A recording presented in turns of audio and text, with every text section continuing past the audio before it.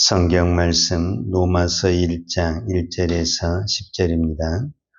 예수 그리스도의 종 바울은 사도로 부르심을 받아 하나님의 복음을 위하여 택정함을 입었으니 이 복음은 하나님의 선지자들을 통하여 그의 아들에 관하여 성경에 미리 약속하신 것이라. 그의 아들에 관하여 말하면 육신으로는 다윗의 혈통에서 나셨고 성결의 영으로는 죽은 자들 가운데서 부활하사 능력으로 하나님의 아들로 선포되셨으니 곧 우리 주 예수 그리스도시니라. 그로 말미암아 우리가 은혜와 사도의 직분을 받아 그의 이름을 위하여 모든 이방인 중에서 믿어 순종하게 하나니 너희도 그들 중에서 예수 그리스도의 것으로 부르심을 받은 자니라. 로마에서 하나님의 사랑하심을 받고 성도로 부르심을 받은 모든 자에게 하나님 우리 아버지와 주 예수 그리스도로부터 은혜와 평강이 있기를 원하노라. 먼저 내가 예수 그리스도로 말미암아 너희 모든 사람에 관하여 네 하나님께 감사함은 너희 믿음이 온 세상에 전파됨이로라. 내가 그의 아들의 복음 안에서 내 심령으로 섬기는 하나님이 나의 증인이 되시거니와 항상 내 기도에 쉬지 않고 너희를 말하며 어떻게 하든지 이제 하나님의 뜻 안에서 너희에게로 나아갈 좋은 길 얻기를 구하노라. 아멘. 예, 오늘부터 로마서의 말씀을 살펴보도록 하겠습니다. 로마서는 사도 바울이 로마 교회와 로마에 있는 성도들에게 보내는 서신이라고 말할 수 있습니다. 그런데 이 로마서 바로 앞에가 사도행전인데 우리가 사도행전에 보면 사도 바울이 제1차, 제2차, 3차 선교를 통해서 여러 지역에 복음을 증거하고 교회를 세우는데 사실 그 모든 지역에 로마는 없습니다. 그러니까 로마 교회는 사도 바울이 복음을 증거해서 세운 교회가 아니라는 거예요. 그러면 어떻게 로마 교회가 세워졌는가? 우리가 이렇게 예측을 할 수가 있는데 이게 정확하게는 답이 없어요. 왜냐하면 누가 교회를 세웠다, 누가 복음을 증거했다 이런 정확한 성경의 기록이 없기 때문에 누군가는 복음을 전했기 때문에 그곳에 교회가 생기고 믿는 사람이 생겼지 않겠습니까? 우리가 어떤 지역에 누군가는 복음을 전했기 때문에 교회가 생기고 믿는 사람이 생겼죠. 그러나 누가 전한 것은 사실 잘 애매모호할 때가 참이죠. 바로 그런 부분이 로마에 세운 교회다라고 말할 수 있습니다. 그런데 사도행전 우리가 그 2장에 보게 되면 사도행전 2장에 오순절 이 성령 강림 역사가 나타나게 되는데 그때 오순절 성령 강림이 일어날 때 여러 지역의 사람들이 그 마가의 다락방에 모여서 기도하다가 오순절 성령을 받게 됩니다. 그런데 거기에 보면 여러 지역 이름들이 나오는데 그 중에 로마에서 온 사람들이 있었다라고 성경이 기록을 하고 있습니다. 사도행전 2장 10절에 보게 되면은 부르기아와 밤빌라 이렇게 애국과 및 구레네에 가까운 리비아 여러 지방에 여러 지방에 사는 사람들과 로마로부터 온 나그네 곧 유대인과 유대교에 들어온 사람들과 이렇게 성경에 기록이 되어 있습니다. 그러니까 분명히 이 오순절 이 성령이 임할 때 이 마가 다락방에 로마에서 온 사람들이 있었다라는 거예요. 그들이 이제 오순절 성령을 받고 다시 로마에 들어가서 그 오순절 때 받았던 뜨거운 성령의 복음, 성령의 체험을 증거해서 하나님의 교회가 로마의 교회가 세워졌다. 이렇게 보는 견해가 있습니다. 그러나 사도 바울은 이런 교회가 세워졌는데 우리가 사도행전을 보고 또 로마서에 보게 되면 사실은 사도 바울은 로마 교회, 즉 로마 교회라든지 로마에 가서 복음을 증거하기를 원했어요. 실제적으로 그렇게 되기를 원했지만 여러 번 길이 막혔다. 성경이 그렇게 기록을 하고 있습니다. 오늘 로마서 1장 13절에도 보면 형제들아 내가 여러 번 너에게 가고자 한 것을 너희가 모르기를 원하지 아니하노니 이는 너희 중에서도 다른 이방인 중에서와 같이 열매를 맺게 하려 함이로되 지금까지 길이 막혔도다. 그러니까 사도 바울도 실제적으로 로마에 가서 복음을 증거하고 또 로마 교회를 가고 싶어 했어요. 그런데 본의 아니게 여러 가지 환경에 의해서 길이 막혀졌다라고 성경이 기록을 하고 있어요. 그리고 이제 나중에 이 로마서는 언제 기록이 되냐면 사도행전을 중심으로 오게 되면은 사도 바울이 제3차 전도 여행을 할 때 아덴을 떠나서 고린도에 있을 때 고린도에 있으면서 보낸 편지 중에 하나가 이 로마서로 보고 있습니다. 그래서 이제 고린도를 지나서 사도 바울은 예루살렘에 들어가게 되고 예루살렘에서 다시 체포돼서 재수행으로 로마에 가게 되는 것을 볼 수가 있습니다. 그러니까 이 복음을 전한다는 것이 사도 바울이 자기 마음대로 된 것이 없다라는 거예요. 선교를 하고 내가 어느 지역에 가고 어느 지역에 가서 복음을 전하는 것도 사도 바울이 하고 싶은 대로 되는 것이 아니라 성령이 인도하시고 또 성령께서 길을 열어주셔야만이 되었다라는 것을 우리는 전체적으로 볼 수가 있습니다. 그럼 왜 사도 바울은 이 로마 교회에 편지를 쓰게 되고 그렇게 가기를 원했는가? 여러 가지 이유를 우리가 찾아볼 수가 있었지만은 사도 바울은 로마에 그렇게 가서 복음을 전했는데 오늘 성경에 보는 것처럼 길이 막혀서 갈 수가 없는 거예요. 그래서 내가 언젠가는 반드시 로마에 갈 것 같은데 그런 마음이 있잖아요. 그리고 앞으로 그런 의지가 있잖아요. 사도 바울에게도. 그래서 미리 못 가지만은 미리 서신을 보내야 되겠다는 그런 의도를 가지고 쓴 것이 바로 로마서다라고 볼 수가 있습니다. 그래서 특별히 이 로마서를 기록하면서 사도 바울이 1장에서 편지를 쓰자마자 강조한 내용이 있는데 그것이 뭐냐면 복음입니다. 오늘 우리는 이 복음에 대해서 중요하게 생각을 해야 됩니다. 왜냐하면 사도 바울이 로마에 가서 그렇게 하고 싶었던 얘기는 다른 것이 아닙니다.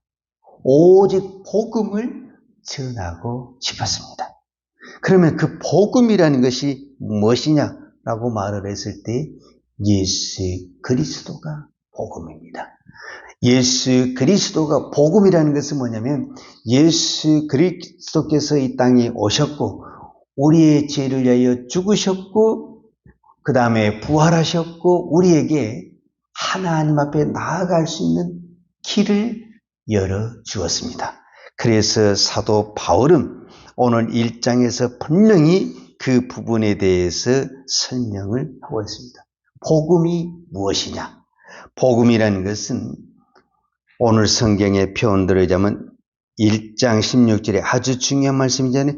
내가 복음을 부끄러워하지 아니하노니 이 복음은 모든 믿는 자에게 구원을 주시는 하나님의 능력이 됩니다. 그러니까 복음이 뭐냐라고 말을 했을 때 예수 그리스도인데 그럼 예수 그리스도가 왜 중요하냐 했을 때 구원을 주시는 하나님의 능력이다. 이렇게 표현을 하고 있습니다. 그러니까 이 복음을 듣지 않냐고는 예수 그리스도를 통하지 않냐고는 어디를 갈 수가 없냐면 하나님 앞에 갈 수가 없다라는 겁니다. 우리는 태어날 때부터 죄를 가지고 있기 때문에 우리는 죄인입니다. 죄인이 아닌 사람에게는 복음이 필요가 없습니다. 즉 의인에게는 복음이 필요가 없는 겁니다. 왜? 의인은 언제든지 하나님 앞에 갈 수가 있습니다. 그런데 죄인은 이 죄 문제를 해결하지 않고는 하나님 앞에 나아갈 수가 없습니다. 근데 이 죄의 문제를 해결하신 분이 누구냐면은 예수 그리스도입니다. 그래서 이것을 우리는 복음이다, 이렇게 이야기를 하는 것입니다. 그래서 사도 바울이 로마서를 쓰자마자 1장에다 이 복음에 대한 이야기를 하고 있는 것은 뭐냐면은, 로마 교회가 복음에 대한 이야기를 들었지만은 이 복음을 듣고 우리가 신앙생활을 하다 보니까 많은 장애물이 있습니다. 물론 우리가 복음을 받아들임으로 말미암아 구원을 받았다는 것은 기쁜 일이고 감사한 일이지만, 그 복음을 듣고 그 복음의 말씀대로 산다라는 것은 어떤 부분에서는 그 시대의 상황으로서는 너무너무 고통스럽고 어려운 일입니다. 그러다 보니까 그들의 마음속에 복음에 대한 것들이 식어지게 되고 복음에 대한 열정이 사라지게 되는 것을 볼 수가 있습니다. 그리고 어떤 부분에서는 내가 예수 믿는 것이 자랑스럽고 이것이 기쁜 일이어야 되는데, 언제부턴가 이 복음이 나에게 짐이 되고 부담스러울 수가 있다라는 것입니다. 그것을 내다보고 사도 바울은 첫 번째가 뭐냐면, 나는 복음을 부끄러워하지 아니한다, 이 단어를 썼다라는 겁니다. 그 말은 상대방으로 어떤 말이냐면, 나는 복음을 자랑스럽게 생각한다, 이 말과 같은 것입니다. 이 시대에 많은 교회가 있고 많은 성도들이 있는데, 많은 사람들이 내가 복음을 부끄러워하고 있다라는 것입니다. 이것이 로마 교회에만 그런 현상이 나타나는 것이 아니라 오늘 우리 땅에 있는 수많은 교회에서도 이런 현상이 나타나고 있다라는 거예요. 그래서 그런 사람들에게 사도 바울은 무엇을 해줘야 되냐? 다시 복음을 들어야 된다. 살아있는 복음, 생명이 있는 복음, 우리의 영혼을 살리는 복음, 우리의 죄 문제를 해결하는 복음, 이 살아있는 복음을 다시 들려주고 싶은 이 바울의 간절한 마음이 바로 로마서를 쓰게 했는 그런 동기가 되었다라는 것을 말할 수 있습니다. 오늘 우리는 보통 복음을 들었을 때, 나는 그거 다 알아? 우리는 이렇게 말할 수 있습니다. 나는 그거 부끄럽지 않게 생각해, 이렇게 말할 수도 있습니다. 그렇다고 한다면 반드시 나타나는 현상이 있어야 되는데, 그것이 뭐냐면 복음을 자랑스럽게 여겨야 된다. 복음을 부끄럽지 않게 생각한다는 것은 상대적으로 나는 복음이 자랑스럽다는 거예요. 여러분, 자랑스러운 것은 뭐 하게 돼 있냐면 자랑을 하게 돼 있습니다. 내가 이것을 자랑스럽게 여기잖아요. 그럼 누가 물어보지 않는데도 막 자랑을 하는 것입니다. 여러분이 뭔가 자랑하고 싶은 거 있잖아요. 입에 담지를 못해요. 사람을 만나면요, 누가 물어보도 안 했어요. 궁금하지도 않아요. 그런데 막 말을 하는 거예요. 왜? 자랑스럽기 때문에 그러는 것입니다. 그런데 내가 누구를 만나도 복음에 대한 이야기를 하지를 않아요. 그거는 내 안에 복음이 자랑스럽지 않기 때문에 그렇습니다. 여러분, 오늘 사도 바울을 보면은 복음이 자랑스럽다고 한 부분에 대해서 우리가 구체적으로 한번 살펴볼 수가 있는데, 그 첫 번째가 뭐냐면 1장 1절입니다.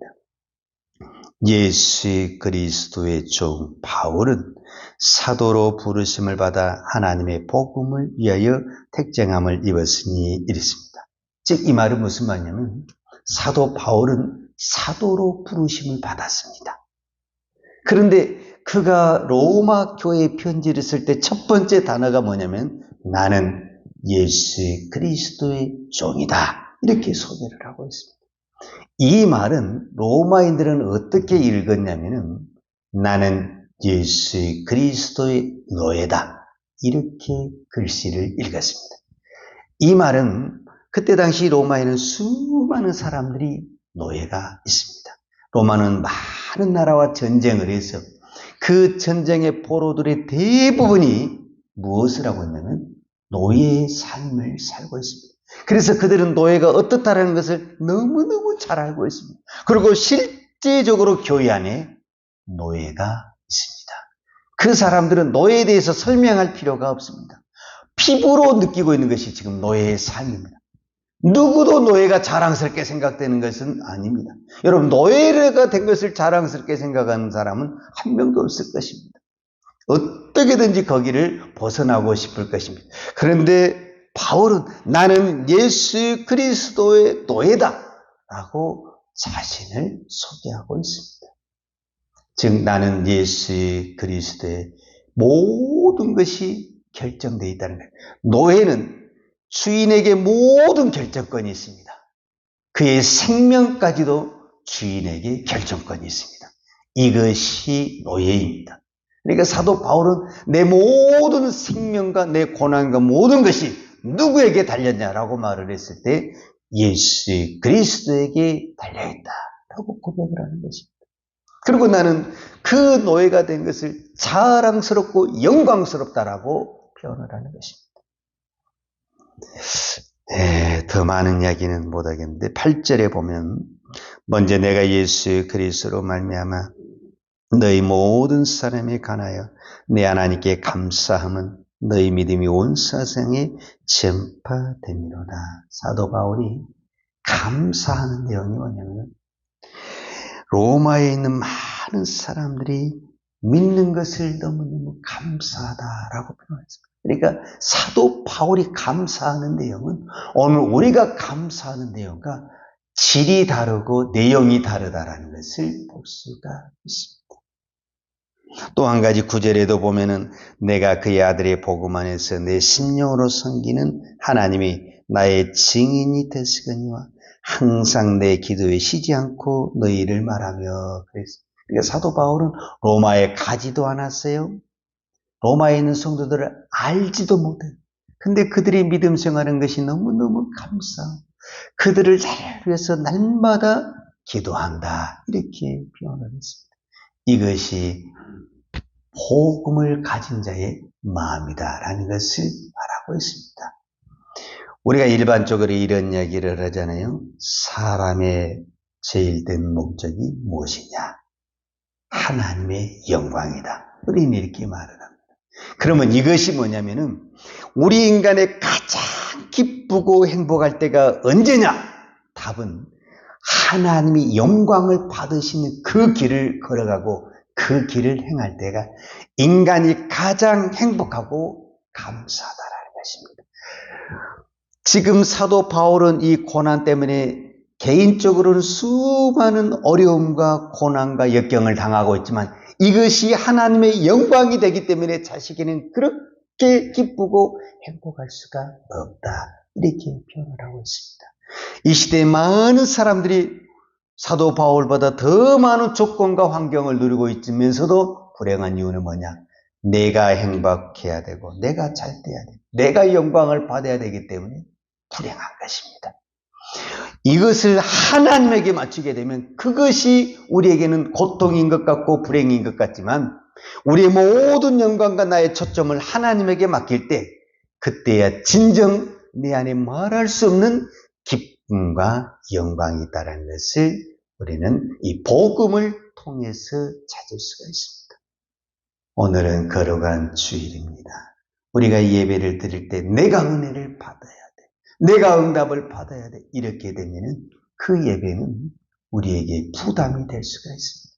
그러나 하나님이 영광을 받아야 된다고 생각을 했을 때 우리의 예배가 하나님께 영광이 될 때 우리에게는 은혜가 넘치게 되고 우리에게는 기도의 은혜가 기도의 응답이 나타날 줄로 믿습니다. 기도하겠습니다. 하나님 아버지 감사합니다. 오늘 또 이 거룩한 주일 우리가 가장 먼저 하나님 앞에 기도할 수 있는 은혜 주신 아버지 하나님 감사합니다. 오늘 우리가 이 새벽의 기도가 하나님이 기뻐하시는 기도, 하나님이 원하시는 기도가 되게 하여 주옵소서. 오늘도 우리의 삶을 통해서 우리의 예배를 통해서 오직 하나님만 영광을 받기를 원합니다. 하나님이 영광을 받으실 때 우리에게는 기쁨이 넘치고 감사와 은혜가 넘칠 줄로 믿습니다. 오늘 우리의 예배가 이런 예배가 되기를 원합니다. 주님이 기뻐 받으시는 예배, 우리가 기뻐하는 예배, 우리가 좋아하는 예배가 아니라 하나님이 좋아하는 예배, 하나님이 기뻐하시는 거룩한 예배 되게 하여 주옵소서. 오늘도 이 땅에 있는 수많은 교회를 축복하여 주시고 예배를 드린 우리 모든 성도들이 하나님을 기쁘시게 할 때 그 마음에 하나님이 주신 은혜와 평강의 복이 넘쳐날 줄로 믿습니다. 오늘 이 은혜의 복을 허락하여 주옵소서. 오늘도 이 새벽을 깨우며 기도하는 종들의 기도를 들으시고 주여 응답하여시고 축복하여 주옵소서. 예수님의 이름으로 기도하였습니다. 아멘. 요한은 내게 복을 주시고 너를 지키시기로 원하며 요한은 그 얼굴을 내게 비추사 은혜 베푸시기로 원하며 요한은 그 얼굴을 내게로 향하여 드사 평강 주시기를 원하노라. 이제는 우리를 위하여 십자가에 돌아가신 우리 주 예수의 그리스도의 은혜와 독생자를 보내주신 아버지 하나님의 그 크신 사랑과 성령님의 교통하심과 충만하신 은혜가 오늘도 오직 하나님의 영광을 위하여 우리의 인생을 바치며 살기를 원하는 사랑하는 주의 종들 머리머리 예와 이 나라 이 민족과 한국 교회 위에 온 열방의 이 생명의 복음을 증거하는 선교사님들 위에와 사랑하는 주의 자녀들 머리 위에 이제부터 영원토록 함께 있을지어다. 아멘.